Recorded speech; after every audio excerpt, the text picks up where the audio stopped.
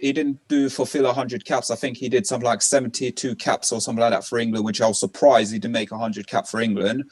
But he made over 400 appearances for Man United and solid 4 years. And then what he knew when the time was up, he knew when his time was right, and he did it a correct way of saying, right, I don't want to play for anyone else, I'll quit. And that was it. But how can I put it? I think the season he quit, I remember we playing West Brom, and I think we got beaten 3-1 by West Brom, and he just came back from an injury. And literally, he got absolutely skinned left, right, and centre. That season, after that happened, he played one game afterwards, and that was the last game of the season. Yeah. My only lasting memory of him is I was at Main Road for the last Manchester derby, and I can remember Phil Neville getting the ball taken off him by Sean Goater like he was a little kid in the playground to score the first of his 2 goals that day. He's like Ashley Cole. I get what everyone likes on it. I put a question about whether he won all those England and United caps because there wasn't that much competition in his position at the time in that era. I think he's a good defender. I get why you'd pick him just like you pick Ashley Cole. I don't believe he's got the X factor. I don't think he's frightening enough. Yes, I'm sure he's a very committed team player, and he contributes heart and soul for the club. But I chose a right back like my left back who was frightening, who would give it 110%, who would particularly support the right wing play. Again, in my head, I was thinking, which defenders will allow the right and left attacker in front of them all the freedom of the park? And I had no doubt picking Pablo Zabaleta at right back. To me, he is Stuart Pearce on the other side. Again, I would accept a challenge in now the very modern era that both of them probably wouldn't stay on the park. Sent off now, yeah, they would have been sent off by now. Again, I just thought he was an amazing fullback with more muscular command of the game than Neville. I chose Gary Neville. I nearly chose Kyle Walker. I very nearly chose Kyle Walker. Good one. That's a good choice. When I saw Kyle Walker, he makes too many mistakes. Yeah, that's why I didn't choose him. But he seems to have made more mistakes at City than he did at Tottenham, and I think that the reason why is because the pressure's obviously bigger at City. They're playing. They're expected to win every game. Well, they were. A little bit less now, but for the last 3-4 seasons, they're expected to win every game, at least every game at home. Tottenham's a little bit less pressure. And when he was at Tottenham, some of the seasons at Tottenham, he was amazing. And then when he left us, even though Trippier went in, it just was never the same. Like, you used to watch and you used to think, oh, where's Kyle Walker? Like, we missed him so much. And that you wouldn't want to play, like you say about Stuart Pearce, you wouldn't want to play Kyle Walker, although there is always a mistake in him. And that seems to be the modern day defender. There's a mistake in all of them because they want to be footballers first. I don't know how bright he is. I think he's an incredible athlete. Yeah, he gets into out of jail every game with his pace. Because I just don't know if he reads the game as well as he should, and I don't know if he's bright enough. Yeah, I hear what you're saying. Yeah, that would be. I think he's wonderful, but I'm not convinced. Against Phil Neville. Phil Neville's a very, very bright Gary chap. Neville. Yeah, Gary Neville. Gary Neville's an incredibly bright chap who wasn't the best athlete, who wasn't the most natural attributes, but a really good brain who could read the game. Yeah. Whereas Walker's got natural attributes, but he hasn't got a brain. Yeah, I hear, and I think Wan-Bissaka's a bit like that as well, to be honest. And he gets himself out of jail with his athleticism, but when he's got that no more, what's he going to do? And also Trent Alexander, if he carries on the way he is, that guy is a serious football player. Like, his touch and he's spraying the ball, his delivery, but they're just not quite ready yet. That's why I thought Kyle Walker, he can say he's proved it. He's played consistently. Yeah. I know he's been in and out of longevity. Yeah, longevity. And you just think he's quality. But I did choose Gary Neville because it's just the solidity of it that Gary Neville was consistently 8.5 out of 10, probably every single game. When he was the captain, he didn't shake hands of the opponents. He stared. He was glassy-eyed, and he's a serious guy. And I chose him. Zabaleta, I don't know enough about, to be honest, for me to have picked him, but I know he's a quality footballer. But I would have went Gary Neville, probably the safer bet than Zabaleta. I just wanted him to protect the flair players that I picked in front of him.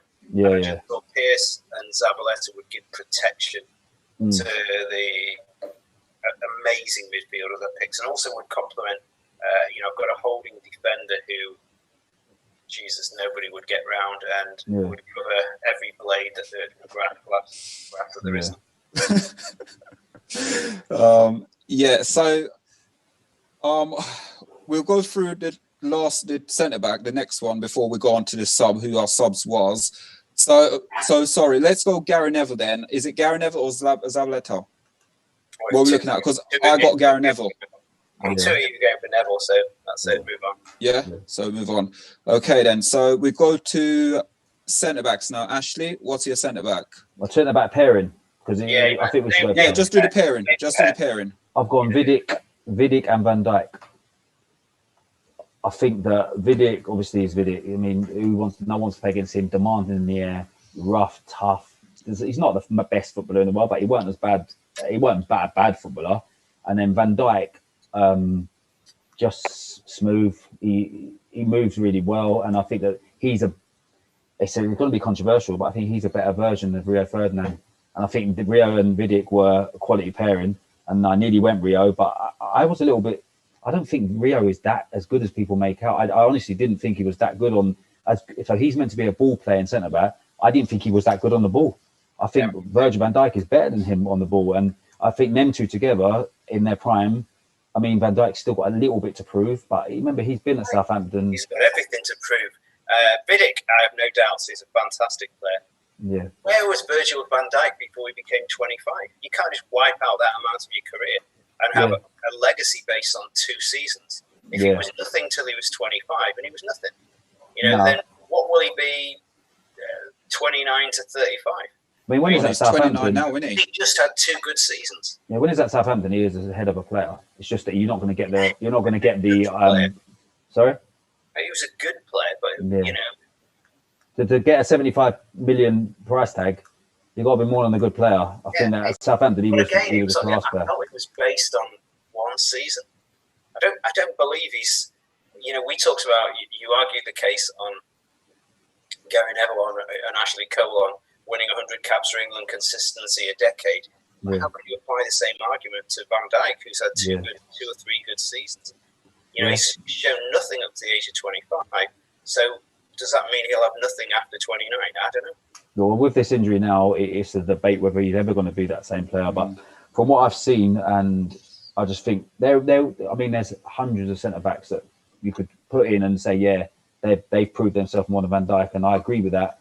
I've just gone with him because I just think that when he is hot, he's fantastic. And I mean, I've seen him. A lot of it goes on. I've seen him pocket Harry Kane probably 8 or 9 times. Like literally, I've never seen anybody else have Harry Kane in their pocket. He has him in his pocket every single game. Like literally, I think one game against Southampton, Kane got past him. Apart from that, every time Van Dijk plays, Kane might as well not play.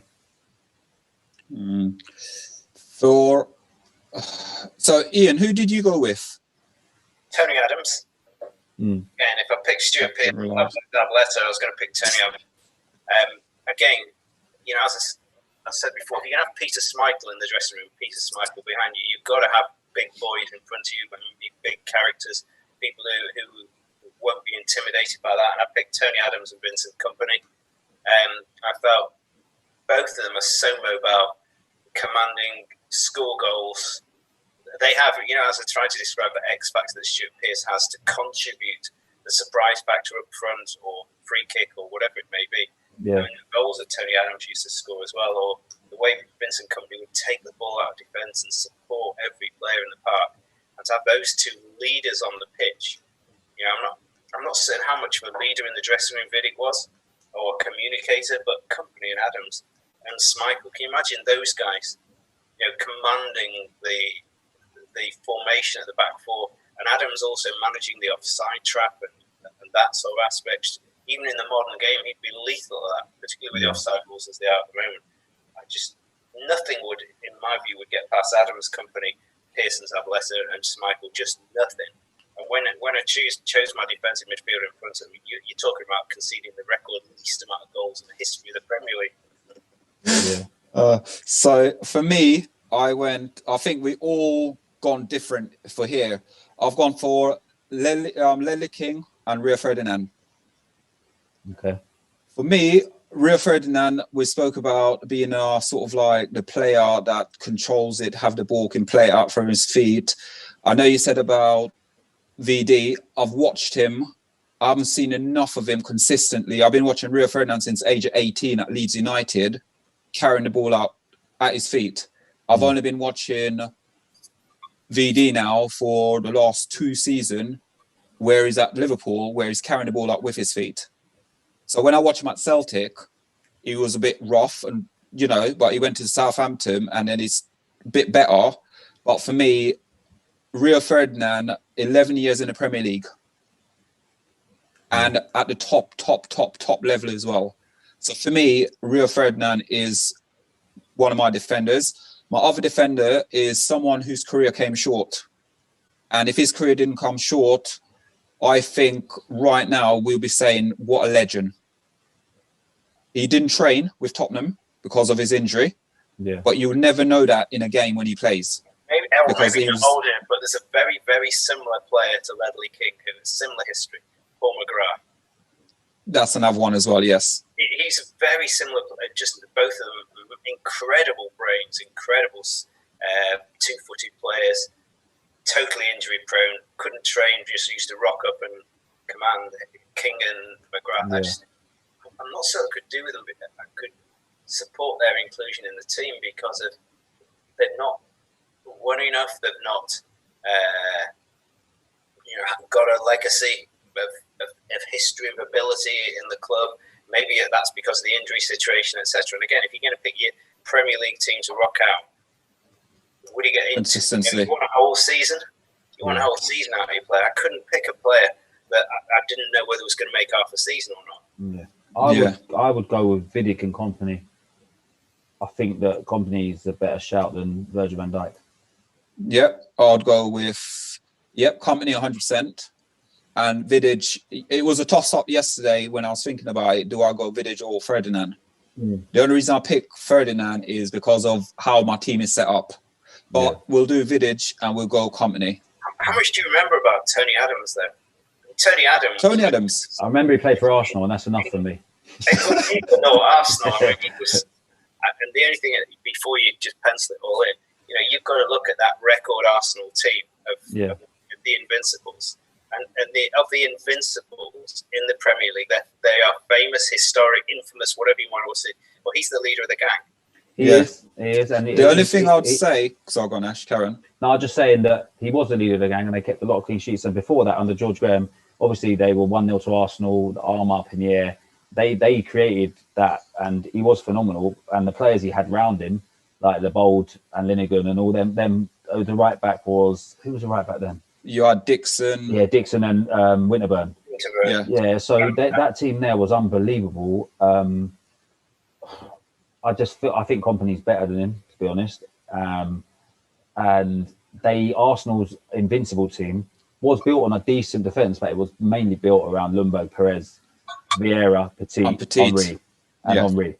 That's what it was built around more. And Ashley Cole as well. I wonder whether they were able to be the players they ultimately became without that captain fantastic at the back, that commander of the ship. For me, with the Invincible, it's something they achieve and accomplish. But again, when I think about Invincible, of those Invincible games that they didn't lose, how many did they draw? They drew 8 games, but it's still something not losing a game. There's something about not losing a game. Because that means you have to be on point every single game. You can't have any slip-ups. I felt he was the commander of on point. Everyone was, the way they stepped forward, commanded the offside rule. I don't know, if you're another defender on midfielder, you wouldn't dare not do what Tony Adams would tell you. I'd be interested to know how many games. I don't know the answer to this, but from my memory, when was the Invincibles? 2004. It's something like that. Because Tony Adams wasn't a regular then, though, was he? He wasn't. He didn't play every game in that Invincibles team. I'm almost certain he didn't. I'm sure it was Cola Torre, and who? No, it was Adams and Bolo. Adams and the Invincible team. No. It was Torre and Adams. Torre and Adams. I know Corey Torre definitely was in that team, Yeah, but Torre and Adams wasn't a Torre and regular. Because I Adams. remember Adams came on in the last game against Everton, didn't he? He came on. He scored, didn't he? Because he was the only player that hadn't scored all season. Yes. Yeah, and I don't remember him Nice being goal a as well. Good it was goal a great as well. finish, half volley. I don't remember him being a regular in that team. I'd have to look at the stats, but I think he was nearly like the 90. I think they won the double in '97 with Anelka, and Adams was obviously the key to that double win, but I don't think he was the key to the Invincibles win. Personally, I'll check that out. I thought he was, but then yeah. Okay. So, what we're saying then? Are we saying well, Company definitely. Company definitely, and we're saying Vidic. Well, I'd go with Vidic, but okay, I'll go with Vidic. I'll go with Vidic as well. That's a democracy. Yeah, Okay. I'll go with Vidic. So before we move on to midfield players, let's just remind everyone that we are sponsored by Moss Ross, and when the lift is up, pop in, get your code, and get your 15% off.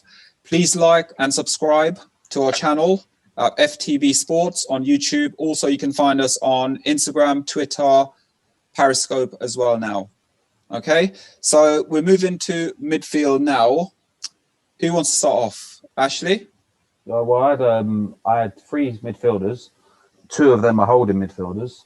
Okay. And 1 attacking midfielder. So should go. Who has anyone else got 3 centre midfielders? No, I've got a defensive midfielder, and the rest are interchangeable players. Okay, Yeah, so I've gone 4-4-2. Okay, so I've got 2. So it'd be the back 4, flat back 4, 3 centre midfielders that on paper 2 of them are more defensive, but all 3 of the midfielders can play football. They can play anywhere. You give them the ball in any position, and they'll do something with it. They won't lose it. And so my 3 centre midfielders are Vieira, Keane, and Gerrard. So Vieira and Keane would be like sitting as a 2, and then Gerrard would be linking up with the striker and the 2 wingers, or not wingers, wide midfielders. Yeah, like roughly diamond. You're looking at. Yeah, and the tip. Yeah, so the 2 sitting in front of the back 4 is quite defensive, but it isn't because they can go up and down. Yeah. Keane and Vieira they're not just going to sit there. You're not going to sit there, no. And then in front of that, Gerrard, he'd be more of a free roll, but he'll get back if one of them goes forward as well. So they would be my 3 midfielders, and I don't think anyone would want to play against them 3. N'Golo Kante nearly got in. Frank Lampard, Paul Scholes, they were the other 3 that would go in there. They would be on the bench, so you could bring on Lampard for a goal, bring on Scholes for some creativity, or Kante just to rough people up. But that was it. And so that was my 3 midfielders. Okay. Yeah, it was the formation of the team I was thinking about. I wanted the best holding midfielder I possibly could have, and I thought about N'Golo Kante. There was 3 that came to mind: Mascherano, N'Golo Kante, but the pick I thought who created the role, the guy who created that position, who held that position, is Claude Makélélé. Yeah. And I just thought having Claude Makélélé sitting in front of any back 4 then allows you to play every bit of flair you possibly can have. And yeah, I did pick Steven Gerrard, but I picked Matthew Le Tissier. Okay. I wanted a player who could make something out of nothing. And if you've got Makélélé behind him, you can let Letiz be Letiz. Yeah. Gerrard would run and cover every defender. So I didn't feel I thought about Roy Keane, obviously fantastic player, but I didn't think with the shape of the back 4 I'd got and with Makélélé, I didn't think I needed more muscles. I thought it was too pedestrian, that team, to put him in there as well. I felt with Makélélé in front of the back 4, that allowed them, you can be really creative going forward. And I wanted more creativity than Keane, and I felt Le Tissier had that just one of a foot. And Gerrard is there around for me. So Gerrard's obviously in the team. So for me, I went with a 4-4-2 I went with. So in my midfield, I had Kino and Scholes. Yeah. On the right-hand side, I had Cristiano Ronaldo. Yeah. And on the left-hand side, I had Ryan Giggs. Okay. Yeah, I've got Ronaldo and Giggs left and right as well. I've got Beckham and Giggs. Yeah. The reason I've gone with sort of Keane is because, again, for me, watching Roy Keane before he signed for Man United, Nottingham Forest, again, he's, how can I put it? When it comes to Keane and Vieira is probably the better footballer overall. But with Roy Keane is the passion and determination and the grit, and basically never die and never want to lose a game. I think, I don't know if you agree, it might be controversial. I think Vieira could play now. I don't think Keane could play now. I think Vieira could play in a team today and wouldn't get sent off. I think if Keane played in a team today, he would get sent off. He'd be sent off. Yeah. And I think also as well, going back to sort of like with Ian's one as well, with the Zabaleta and stuff like that, that's the player Keane is. You know, like you probably play for a couple of games and then you'll be sent off again because he's not going to let someone, like, if you look now, again, prime example, imagine watching Arsenal versus Villa the other day, and some of the stuff that Villa was getting away with Arsenal, if that was Roy Keane would be taking everyone out. Grealish, Grealish wouldn't even be around. I wouldn't want Roy Keane anywhere near my pitch or the ground or whatever, because I wouldn't trust him dressing room wise, I wouldn't trust him press wise, I wouldn't trust him young players wise. I think he's a shit influence on everybody. The guy's a scumbag. And whether he's wearing his national colours in Ireland and disagreeing with the manager, you can't have. You talked about him giving everything for the pitch. Well, he doesn't. He gives it all for Roy Keane. He doesn't give it for United. He gives it for Roy Keane. And you can't have a personality like him, I don't believe, in a stable team. You don't know when he's going to explode and take it apart, or you'll lose games, or you'll piss off other players in the team.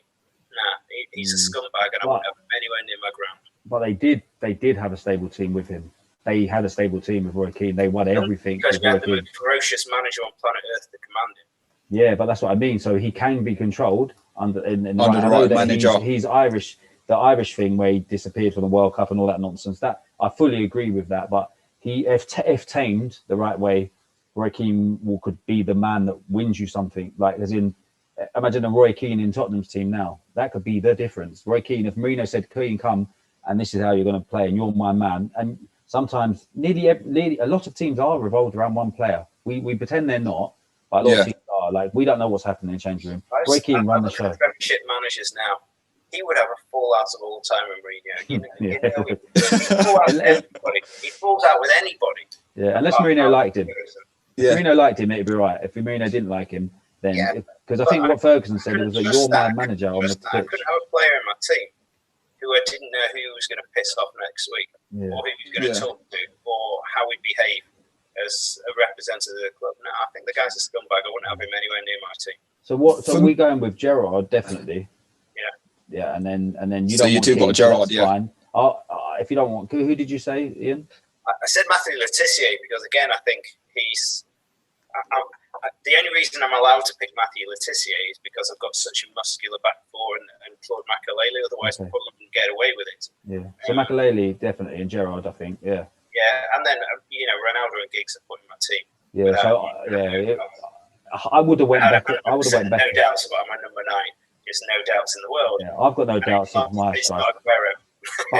But my wingers, I picked Beckham instead of Ronaldo because I want a team, and Ronaldo is an individual. So the same as what you're saying with Keane, Ronaldo is obviously a fantastic player and he can win you games, but Beckham is so underrated. It's unbelievable. He's free kicks, he's delivery, he's fitness, he's just a team player. He obviously was a captain, and he wasn't a shouty captain, he was a leader. And David Beckham in my team every day of the week. I wouldn't say that David Beckham's a better player than Ronaldo at all. I'd never ever say that. But if I was to pick a team and you said, who do you want in your team, and it's going to play all season and it's going to be solid, I feel that Ronaldo's got a flare up in him, whereas David Beckham would just turn up and play football. I remember the last time Ronaldo's been sent off or caused trouble at a club and not been loved. And the bit I think he has above Beckham is he can hit a free kick like Beckham. He's got better legs than Beckham. He's massive. He's phenomenal in the air. Yeah, good in there. I think he's all round. Is he a striker though? No, he's not. He's not. No. He's a number 10. He's a very versatile player. I just. If you had a team that had to stay in shape, I think Beckham would be a better player for your team that had to stay in shape than Ronaldo. He doesn't need to stay in shape because I picked Makélélé in front of the back four, and that incredibly disciplined back four to allow Le Tissier or Gerrard. You didn't need it. Gerrard could cover for him as well. You've got so many things with Gerrard and discipline in Makelele that, you know, Ronaldo could run, you know, sit down for a quarter of an hour and then come back on the pitch. But with Gerrard and Makelele and behind him, he can do all his flair, individualism, whatever he wants. Yeah. And, you know, Giggs will run and run. So yeah, I'll concede Ronaldo for Beckham. So Beckham and Ronaldo and Giggs on the wing. Ronaldo. And then Gerrard and Makelele in the middle, yeah? That's if you're going. If you want to go 4-4-2, I can pick another striker. Don't you worry about that. That's the easiest thing to do. We got one more striker. I reckon we're all going to agree on the striker. Well, we're gonna. My lone striker was Alan Shearer. Alan Shearer for me. Yeah, it was always going to be. I mean, what can't he do? He could do everything. So that was my lone striker. He's the perfect striker. Yeah, to have as a lone striker as well, he's perfect. So yeah, that was mine as well. So Shearer, we say, is the striker. So it's just who partners him. I would love to have seen him play with Ronaldo because both of them can interchange. Ronaldo can go through the middle, Shearer can go out to the right. Yeah, Shearer's quality. Okay. Team ragged. You wouldn't know who One of the best crosses. Shearer was one of the best crosses I've seen. From the right, yeah. For me, I went a bit different because I did 4-4-2. Yeah. I went with Jogba. He was on my bench. Yeah, Drogba was on my bench. And Thierry Henry. Thierry Henry was on my bench. Now it would be with Shearer, who would complement him best? Would it be Henry? I mean, would it be Drogba? Would it be Henry? Would it be someone just off him? So Zola or Juninho or Van Nistelrooy up front with him? Or Harry Kane or Sergio Aguero? I probably would say if it came down to it, I'd probably put, because Drogba and him are very similar player. So if I was to sit there and switch, I honestly would put Aguero up there. Yeah. I would put Aguero up there all day long. Wouldn't you like to see Harry Kane and Alan Shearer play up front together? You know what? Formation I'd be looking for from my team. I think they're getting each other's way. Do you? I don't. I think Harry Kane's too clever. With Shearer in the middle, interchanging with Cristiano Ronaldo and Ryan Giggs, I thought those three running at them with Gerrard supporting. But what I also wanted to do, within that team, what we haven't talked about, and why I picked Matthew Le Tissier, is someone's got to set those players loose. If you're going to play Shearer or you're going to play Drogba, somebody has to play that through ball. Someone has to play that. Stevie G. So Stevie G. That's why I picked Le Tissier in there. Yeah. So what about Sheringham or Bergkamp? I didn't think Bergkamp did enough goals in him. I thought he had skilled moments. He looks great on the telly, and he looks like a Ferrari of a player. Yeah. Definitely think Sheringham wasn't good enough. Really? I don't think good. Oh, Sheringham was quality. But I just didn't think he was athletic enough. I thought he had a good brain, and he made the most of what I thought was relatively average ability. But I thought Drogba was unplayable at times, and I'd have him on the bench. So if you had 15 minutes at the end, and you still had one with Shearer up front. I mean, Drogba, Jesus.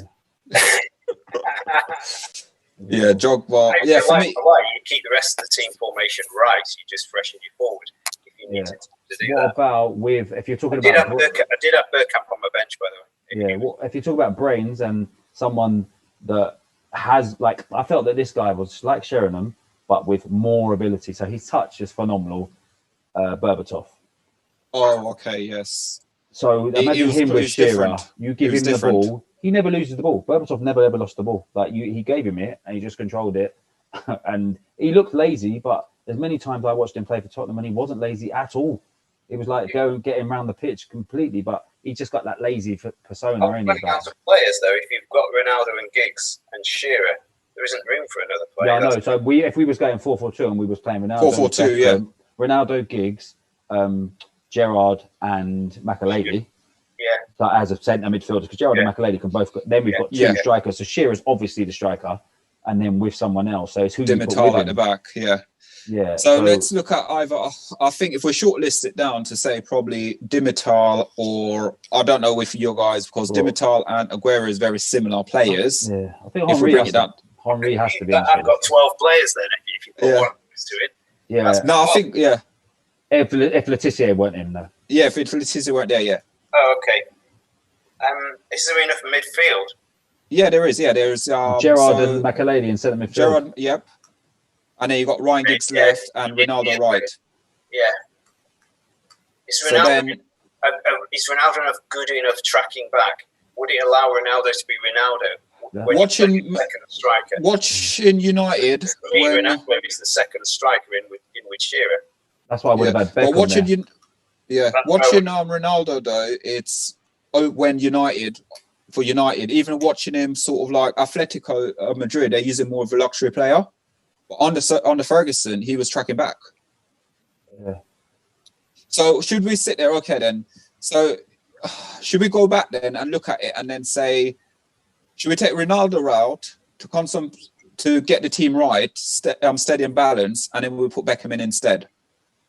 Well, it's up to you. I would have had that only because I don't think he's a better player than Ronaldo, but he's for that sort. If you're having two up front, then yes. Formation. It's a formation, yeah.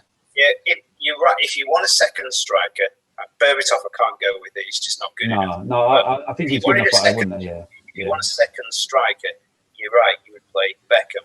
But in my views, the best second striker has got to be Cristiano Ronaldo. You'd play him. I think the discussion is not about the second striker, Cristiano Ronaldo. Is that the person who would interchange with Shearer? One going out to the right, one coming in the middle. It's the defence locking on midfielder, I think, that we're missing in this. I think we're missing that defense. So if we went and then a Zola or a David Silva or Juninho. It's that sort of a Ravanelli there as well. Ravanelli as a striker. He's two central striker. You need a top of the diamond player. I know what you mean. For me, Ronaldo wouldn't be a second striker. So yeah, if he was going to play a little bit further back, then yes, in the hole. But Thierry Henry, it was a better Premier League player than Ronaldo in my eyes. Thierry Henry was probably the best, probably one of the best Premier League players. Not just like you can go stats and you say Shearer was statistically the best, but Thierry Henry was more than goals. More than goals, he was amazing. Like some of the things he used to do and the tricks, and look at the goal he scores against United where he flicked it up and volleyed. No one else can do that. Against Barthez. It just feels a weird balance to have Ronaldo, Henry, and Shearer. It just feels a little bit too attacking. I wouldn't have Ronaldo. But yeah. So should we go back then and we look at Ronaldo and then who then? So should we then? I'd say okay. I could go with Beckham. If you pick Beckham, you could then have Henry and Shearer up front. Yeah. So if we go Beckham, David Beckham. Just the only question, I like him. He's a great. I like him for every reason. I hate Roy Keane because I want him in my team. I'd want him around my ground, my dressing room, my influence around the club. All those things. For every reason, I wouldn't want Roy Keane in my team. Consistency, level-headed, all that sort of aspect. Just don't know if he's got enough legs.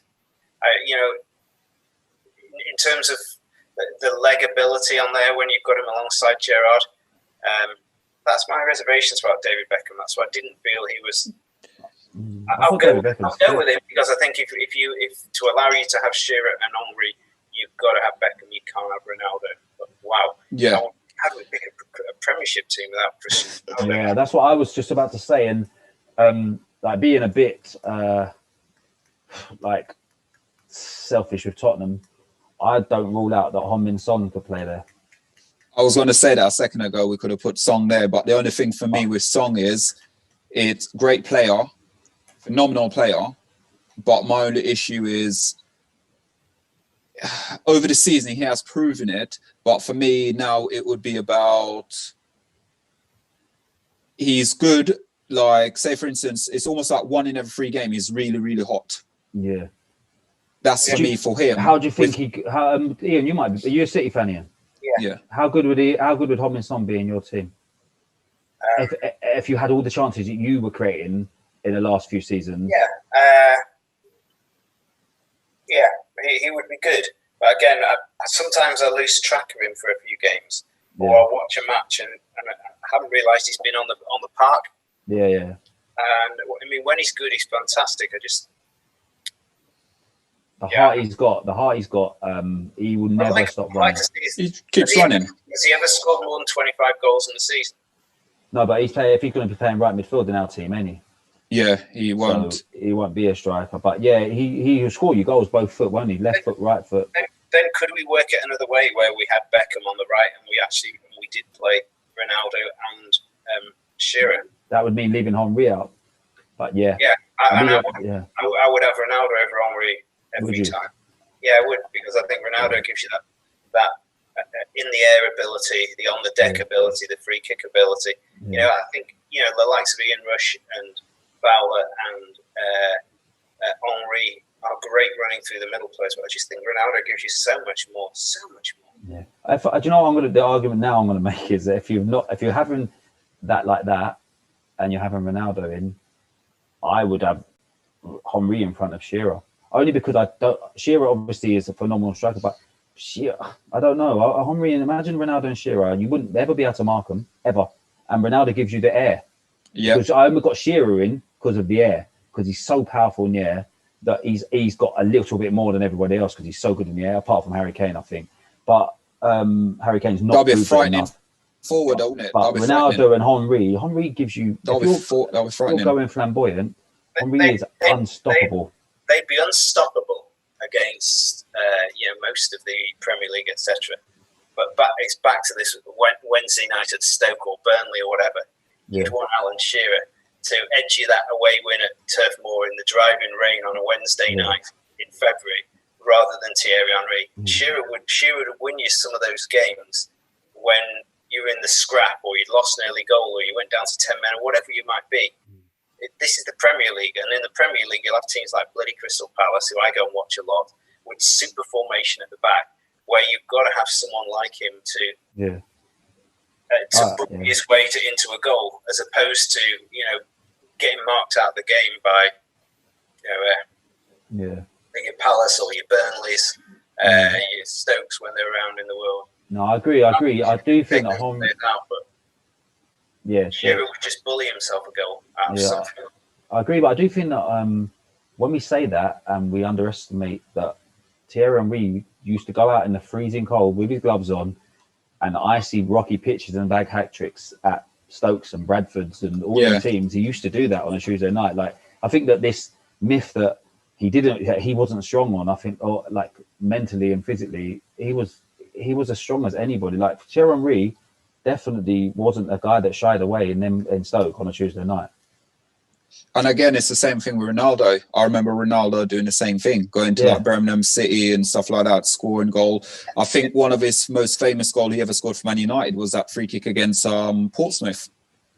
Yeah, 2 free kick he scored in one night against them. So it's weighing it up of who would go where. It's nice to have these choices. There's loads of the thought of Bergkamp or Henry on the bench. Yeah. Drogba on the bench. I mean, that's an incredible goal, but that's different. I just don't know how you can leave Shearer and Ronaldo. No, you can't leave Shearer out, definitely, and I'd probably say you can't leave Ronaldo out. So have Ronaldo. What about Ronaldo instead of Giggs? No, I don't know about that. I think you're being balanced on that left. Yeah, you're balancing it. Ronaldo played a lot of his career on the left. Ronaldo's played a lot of his career going on that left, coming back in. Yeah, he does. Yeah, he did at United when he first started off as well. But for me, what Giggs has done in his career, Giggs tracks back so damned well, incredibly well, well. You're right back, and as well being a captain as well. He was a leader as well when he was a captain of United for 5 years. That's what I mean. If you're going to use it as a left midfielder that's going forward and just going to be your flair player out there, then Ronaldo every time. But if you've got Giggs, then if you're going to go for a flair player, then it'd have to be Ronaldo. Obviously, someone I didn't mention, and we wouldn't get in the team, but is Ginola. He wouldn't get in the team, but that's a guy that has to be mentioned because that's a serious football player. You've got there's flair players who could unlock a team there. That's why I thought about the likes of him, and I thought about who's the guy at West Ham, Di Canio. Yeah. Incredibly gifted players like that. And if I had to pick one gifted player, that was why I picked Letitia. Yeah. As someone who could do the unpredictable. Yeah. Cool. That's the only thing for me with Letitia and Shearer. It's almost like Letitia, for a player of his stats and what he did at Southampton, why didn't he get that many international call-ups? Because he played for Southampton. That's why. And he was pretty lazy, to be honest. And that was why I needed a Makaleli and all those other heavies to allow him to give him, I grant, I accept, Letizia probably would be in the team. I was just trying to pick pick some balance to balance it. Player who could do something unpredictable. I think we've said we'll go for Gerrard. It's nailed on. Giggs has got to be nailed on. Ronaldo's Shearer's got to be thinking nailed about the Beckham thing. Beckham has to be in there as well. So probably I would have said then I think Henry up front with Shearer and Ronaldo on the right. Then you'd risk him not getting back, but Gary Neville's never moving past the halfway line anyway. True. Until he scored that goal against Liverpool. And then Makaleli will get across there. So will Gerrard, because he will never stop running. So you would have balance. You'd just have to let Ronaldo go. Right-sided Vincent Kompany there. Yeah. You've got Vincent Kompany. Yeah. The right-sided centre. Yeah. Would be hugging that centre, the centre line. So literally the ball comes out, it bounces off, and he's intercepting it like you've never seen. Yeah, exactly. And then you got to remember, what I didn't mention as well before we go, because I've got to go in a minute, is Lundberg and Perez. They nearly got in because those two guys, they were serious as well, like flying down their wings. For me, Overmars nearly got in as well. If Makaleli was injured or anything with Fernandinho, I just think as a central, a possessive midfielder, I think he's Fernandinho. Yeah, you could get players. So many players that could that I've seen Tottenham more than I've seen anybody else by about 1 million times. And there's Moussa Dembele. I've never seen a player play as well as Moussa Dembele in some games. So he's literally, he was like, he would have been, some of the games I saw him play, there's no one in the world that would have been better than him in centre midfield on them days. He definitely had bad knees, definitely. But for me, that's a guy that I've never seen a player as good as him. He played against Pogba once and literally just made Pogba look like a schoolboy. Silly, I thought about him. I did think about it. When I put all my names down, he was there. He was never going to get into my first 11, but I thought about him. Yeah, he's a good player. So what are we saying then? We're saying Henry and then Shearer up front? What, Ronaldo on the right? And Ronaldo on the right. Giggs on the left, Gerrard at the top of the diamond, Makaleli at the top of the diamond. Yeah. So if we run it through and see if we agree with what we've picked so far. So goalkeeper, we had Schmeichel. Yeah. Left back, Asher Cole. Yep. Vidic, VD, and Gary Neville. No, Kompany. Kompany, sorry, apologies. Kompany, yep. Kompany and Vidic, yep. Yep. And then Ryan Giggs. Yep. Stevie G, Makaleli, Ronaldo, Henry, Shearer. Yeah, combined 11. The one we all agreed as a substitute was Drogba. We're bringing him on. Yeah, bring Dogba on, and that's it. He'll do us a deed. Yep. So before we wrap up, guys, thanks for coming on. We're going to be looking forward to getting everyone on the show. Coming up on Sunday, we've got ex-professional footballer, Weymouth goalkeeper and manager. Ex-manager will be on the show next week. And then we've got a few bits and pieces of surprises coming in the following week as well. So all it is, guys, thanks for watching. Just like, subscribe, and we'll see you on Sunday with the current host, Cully Osborne, ex-Brentford footballer. Thank you for watching. Thanks, guys. Really appreciate it. Cheers. Speak to you guys soon. Thank you, guys. Thank you. Cheers. Thank you. Bye-bye. Bye-bye.